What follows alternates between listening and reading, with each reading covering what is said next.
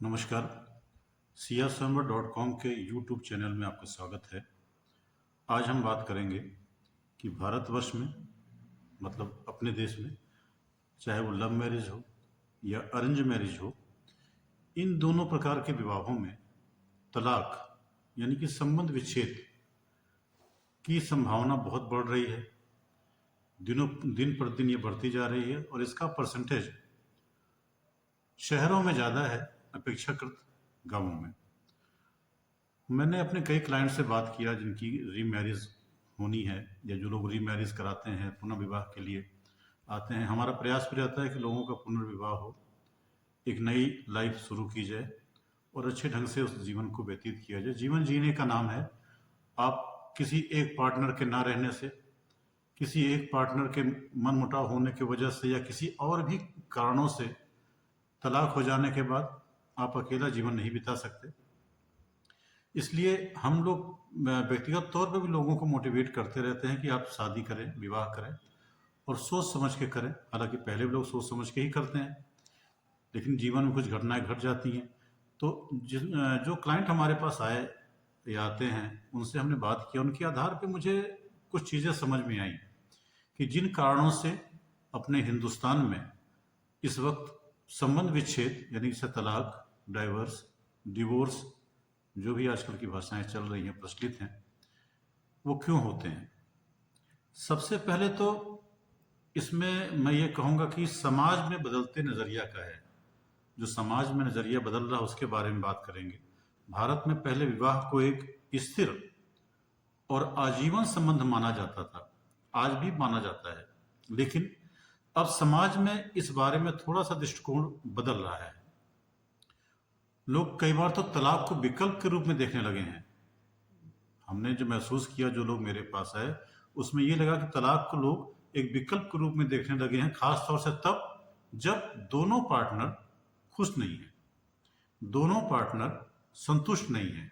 तो वो एक तरह से आपसी समझौते से, आपसी रजामंदी से या आपसी विचार विमर्श से या किसी थर्ड पर्सन के इन्वॉल्वमेंट से ये डिसाइड करते हैं कि जब हम लोग आपस में रह के सुखी नहीं है, अल्टीमेट क्या है, आपको सुखी होना है, आपको प्रसन्न रहना है, आपको एक अच्छा जीवन जीना है, सामाजिक जीवन अच्छा जीना है।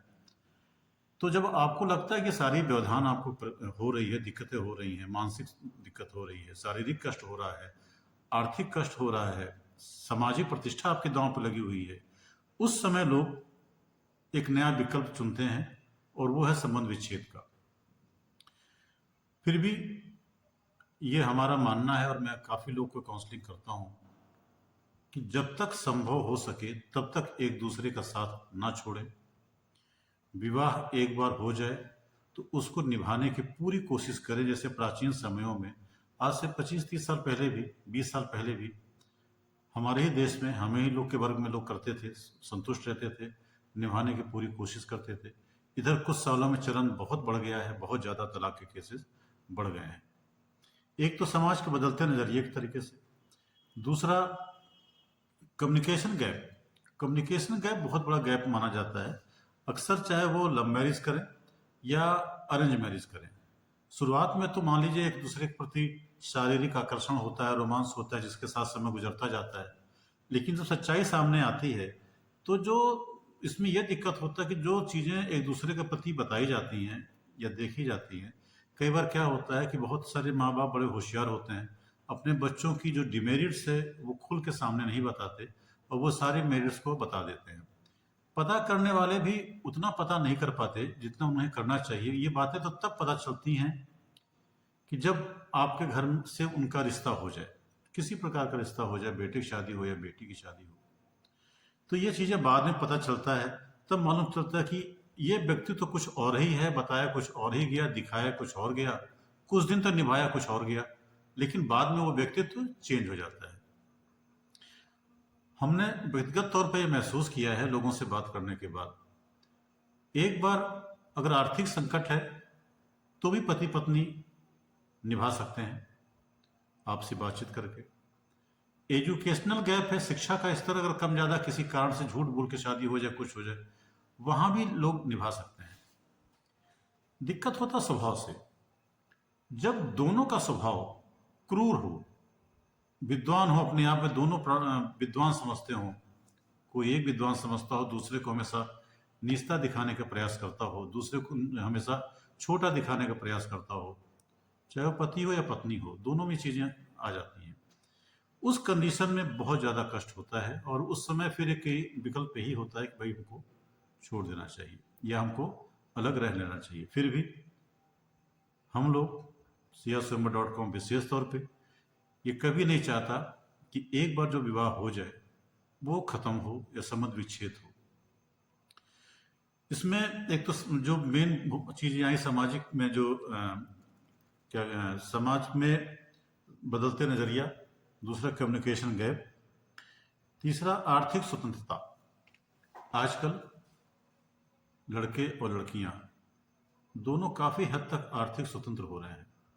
एक बात मैं आपको बता दूं, हो सकता है कि बहुत सारे लोग हमारे बात से मुखातिब ना हो, मतलब वो ना करें, लेकिन जितने हाईली एजुकेटेड और हाईली कल्चर्ड हम कह सकते हैं या पैसे कमाने वाले लोग कमा रहे हैं, वहां प्रायोरिटी उनकी कैरियर हो जा रहा है, प्रायोरिटी उनकी कैरियर हो जा रहा है और समझिए आर्थिक चीजें हो जा रही है। दोनों के अपने अपने बैंक बैलेंस हो जा रहे हैं, दोनों की अपनी अपनी स्वतंत्रता हो जा रही है।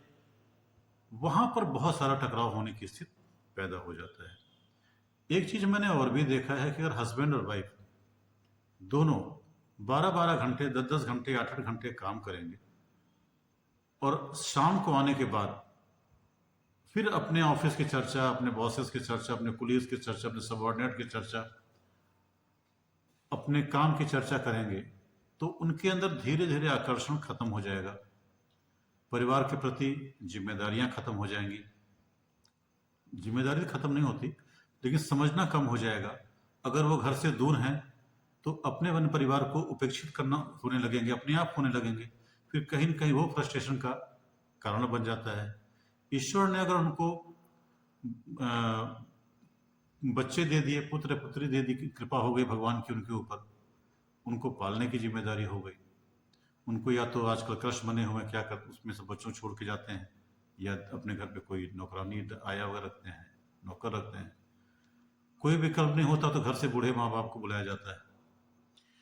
ये सारी चीजें, ये जो आर्थिक स्वतंत्रता हुई है, बच्चे जो पढ़ लिख के बहुत ज्यादा आगे बढ़ गए हैं, तनख्वाह, सैलरी, पैकेज, इन सब के चक्करों में क्या हुआ है कि वो अपने निजी मूल्यों को गंवा बैठते हैं और धीरे धीरे वहां पर जब आकर्षण कम होने लगता है, फिर वहां से एक दरार की शुरुआत होती है, जो एक तलाक के रूप में लास्ट में उसकी परिणति होती है। फाइनल जो डिसीजन होता है तलाक होता है या अलग अलग रहने का कारण हो जाता है।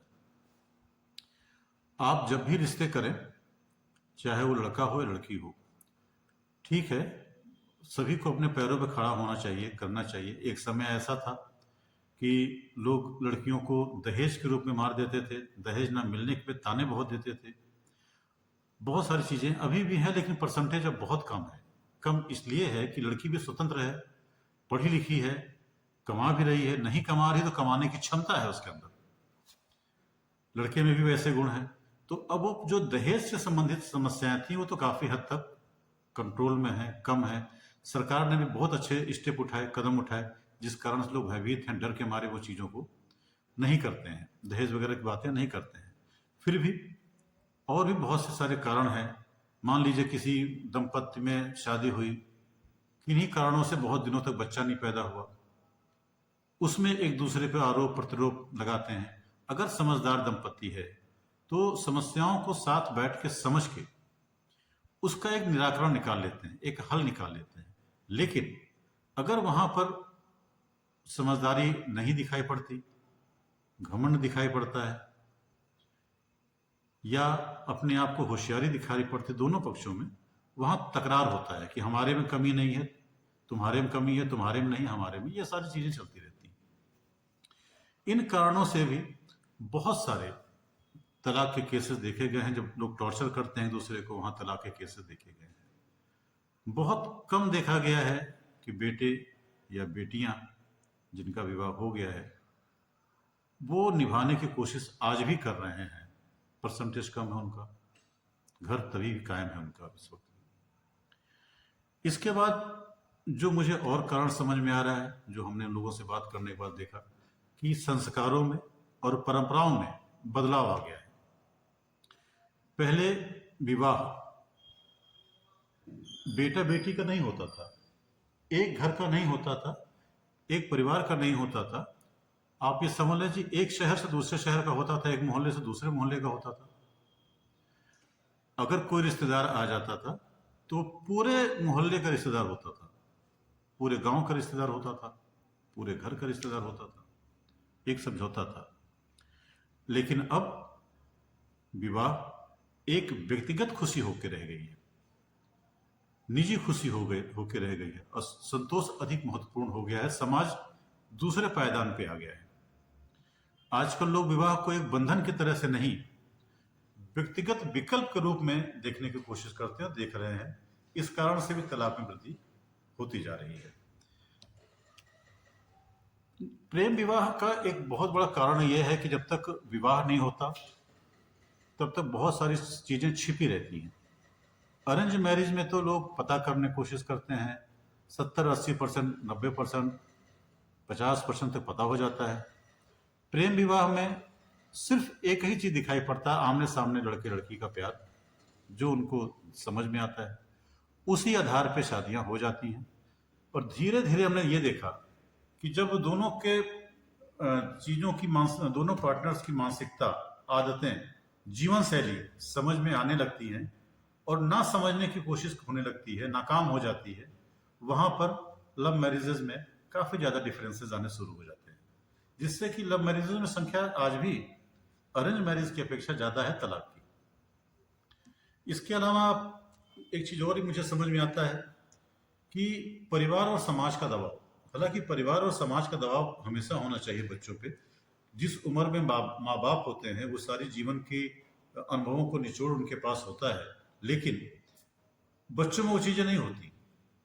माँ बाप उस दौर से गुजर चुके होते हैं, उनको मेरिट, डिमेरिट, हान या लाभ, गुण अवगुण, जो भी समझ लें आप, उसको उससे वो वाकिफ होते हैं, उन्हें वो चीजें पता होती हैं।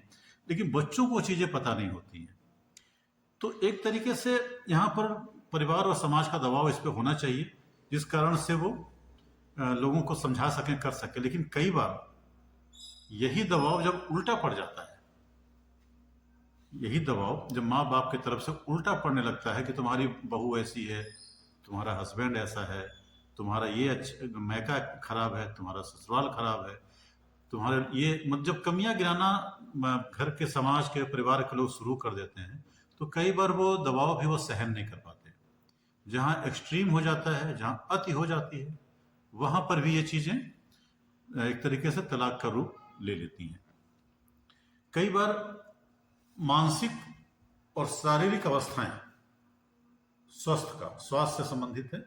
कई बार मानसिक और शारीरिक जो समस्याएं हैं, स्वास्थ्य है, असहमति है, उसका भी एक बहुत बड़ा कारण होता है तलाक होने का।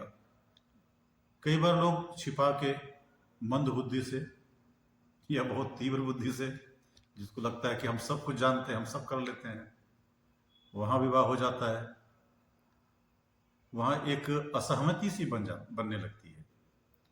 अगर पार्टनर, चाहे वो लड़का हो या लड़की हो, समझदार है, उसके अंदर संस्कार है, तो वो चीजें वहां निभ जाती हैं। लेकिन अगर नहीं है तो एक सीमा तक ही कोई बर्दाश्त करता है, और उसके बाद वहां भी एक तलाक की परिणति हो जाती है। पहले तो विवाह कम उम्र में हो जाता था, लोगों को पता नहीं होता था। कम उम्र में लड़कियां ब्याह के ससुराल आती थी, माँ बाप उनको उसी संस्कारों में ढाल लेते थे, पल जाते थे, बर्दाश्त करने की क्षमता होती थी उनके अंदर, वो चीजें काफी हद तक सक्सेसफुल होती थी।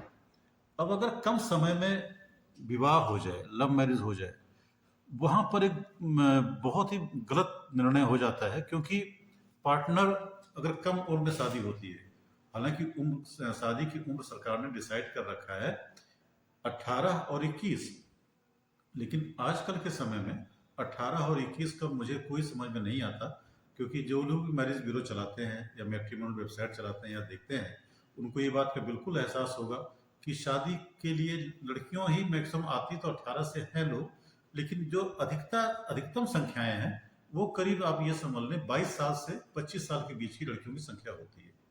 हालांकि ये गैप बढ़ता जा रहा है, अब ये 30 तक पहुंचने जा रहा है लड़कियों की संख्या, और लड़कों की संख्या 25 से एबव जाना शुरू हो गया है। लड़के 42 साल 50 साल तक जाने लगे, 42 साल 40 साल तो बहुत कॉमन होने लगा है।